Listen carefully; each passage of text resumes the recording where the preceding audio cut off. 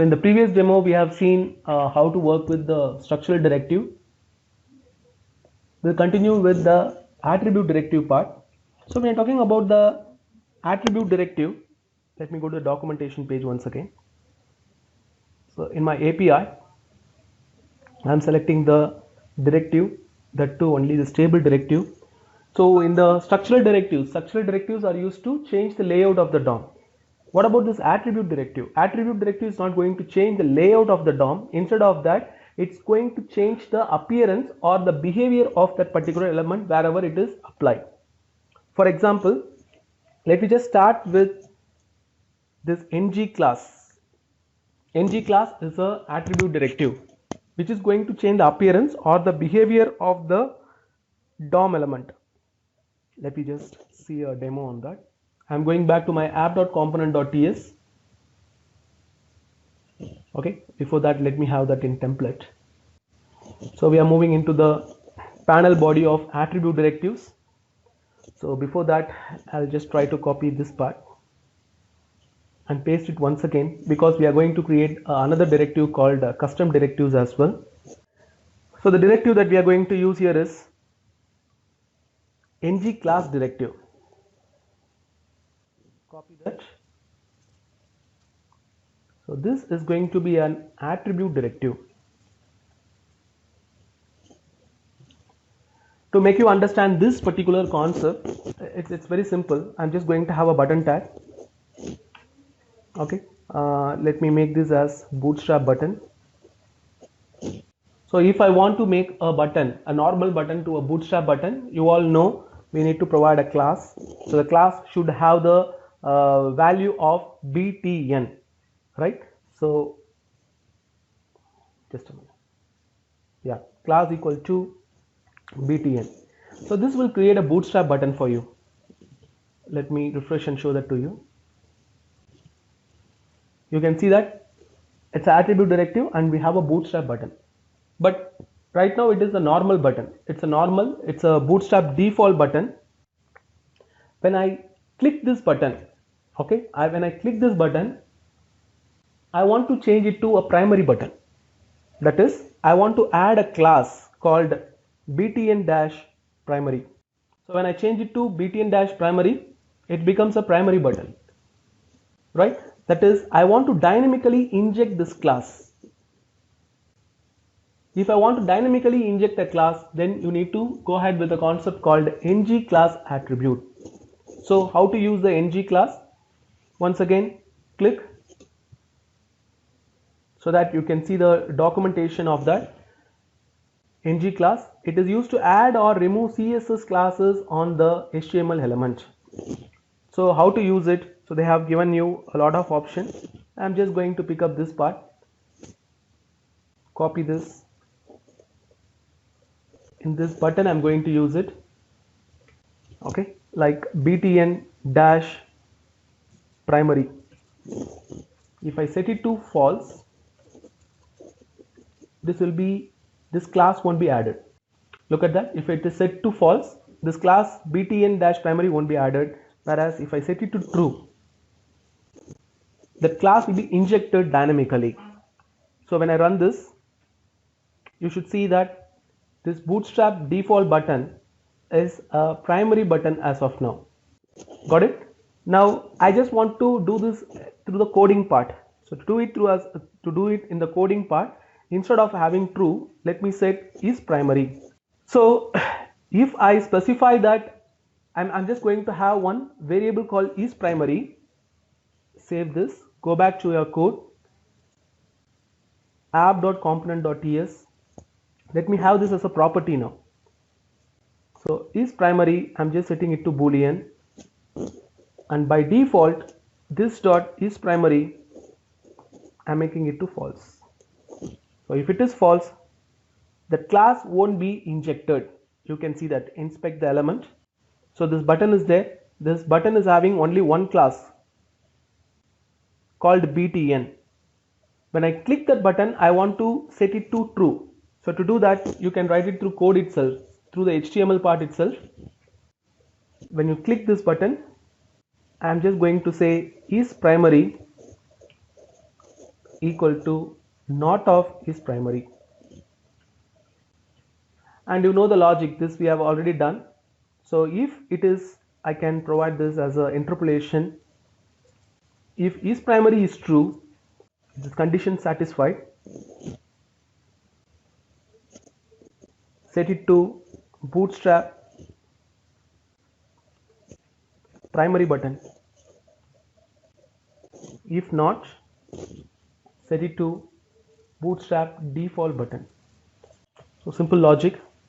So we have our Angular file and we have the button. By default it doesn't have the class. Look at this, the class has only btn. When I click, you can see that btn primary is injected. So this is because of that ng class. So ng class is used to add the classes dynamically. Okay, when I click once again, it becomes a default button. So ng class attribute directive, which is changing the appearance. In this scenario, it is changing the appearance. That's why it is called as an attribute directive. Whereas structural directive will change the layout of the DOM itself. Okay, hope you understood this. Now we are moving into the next one called ng style. ng style is again a attribute directive. This is used to update an HTML styles. This is used to update a HTML element style. To do this, I'm just going to do one small scenario, like I'm just coming up with one small demo. Like I'm copying and pasting it once again. Here I'm just using ng style. That's an attribute directive, and let me create the user interface that I'm planning to show here. I'm just going to have a div tag. So in this div tag, I'm just going to provide change the style. So this is the text. Change the text style. And below that, we are going to have some controls. The controls are, I'm just creating a text input with checkbox. Let it be, this is bold. Input type equal to text. So this is my user interface. My user interface is very simple. So when I save it and show the results, you should see something like this: bold, italic, and size in pixel. So what I'm planning to do here is, I'm just going to apply the style based on the interaction with this component. For example, when I select bold, this text should become bold. When I remove it, it should be a normal. And similarly italic, then size. So when I type the size as 20 pixels and press enter, it should change the text style. Believe me, this example will give you a lot of information on how to use the component properly and how to work with Angular properly. So please pay attention. So I'm going to use this ng style. In the ng style, once again, please take the how to use. So in this ng style, you can see they have provided the example. So this is the element I'm going to apply the ng style. So if you observe, this is not a structural directive. All structural directive need to be start with star. Whereas this is an attribute directive, no need to specify the star. Okay, so here I'm just going to give font-weight bold. So if I apply this style, you can see that that particular font will become bold. So same way, next inline style, I'm just going to provide as comma font hyphen, I want to set it to italic. So font-weight and font-style, italic. Let me check whether it is changing to italic. Yes, it got changed. Then finally, font-size. So in font-size, let me say 20 pixel. As of now, I have hard coded it. So you should see that it applies all the three: bold, italic, and the size. So when I try to inspect it, you should see that all the things whatever we applied through ng style, it is added as an inline style: font weight bold, font style italic, and font size 20 pixel. But I want to do this as a through programmatically I need to do it. So I'm just creating three properties here. let me go back to the app component.ts,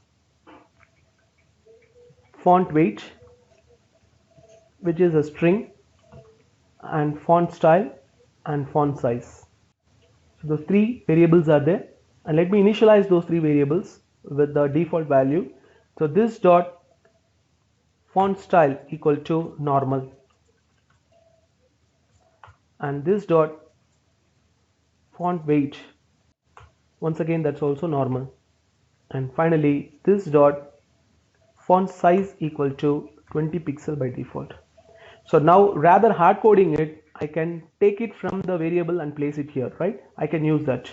So you can simply say this is font weight, and here instead of italic I'm just changing it to font style, and finally font size is replaced with this one. So save it and see the output. So you should see that it's applying that style. Font weight is normal, font size is 20 pixel, it has applied it.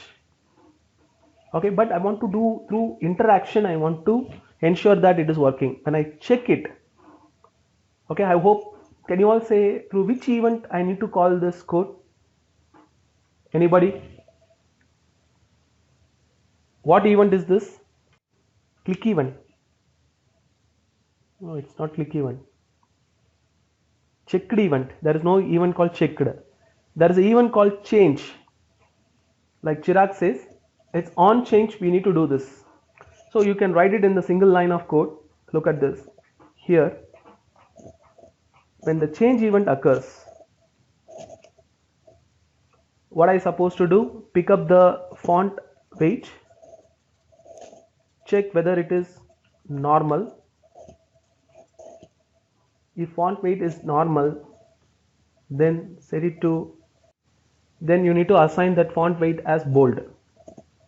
Otherwise, change it to normal back.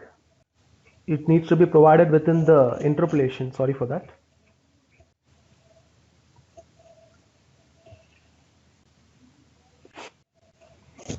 If the font weight equals normal, change event, that's right, font weight equal to normal, we can directly assign it, right? Like, no, I think there is no need to have interpolation here.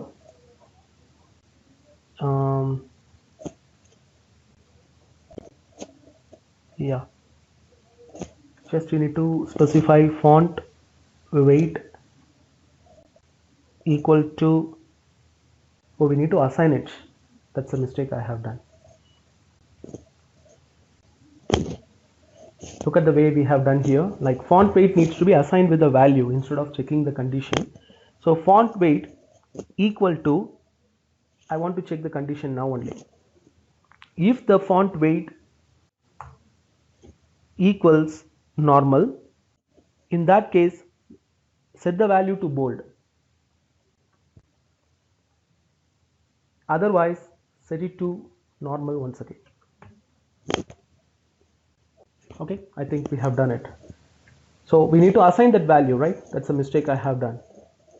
So check, I'm going somewhere wrong. Font weight equal to, on change event font weight equal to, font weight is that equals normal. Yes, set it to bold, otherwise set it to normal. Okay, remove this curly brackets. Okay, I think it's done. Yeah, see that? If you want, you can call this through a function rather typing it here. If you don't like this syntax, you can write it in a function and call it. So same thing applicable here as well. Copy this, paste it. Now font style, is that the font style equals normal? If yes, change it to italic, otherwise set it to normal. So now we have done for both. It works for bold as well as for italic. Now comes the concept called size. Okay, so now we have a text box. Whenever the text box change event occurs, I'm going to call a function named change size, and whatever this event emits, that can be grabbed with the help of $event free variable. So let me write that function change size. So change size is a function which is not going to return anything.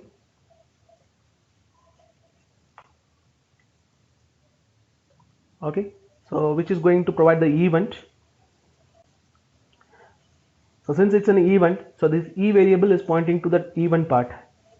Okay, now from the event I can get the element where element equal to, this is a event type, so e dot target.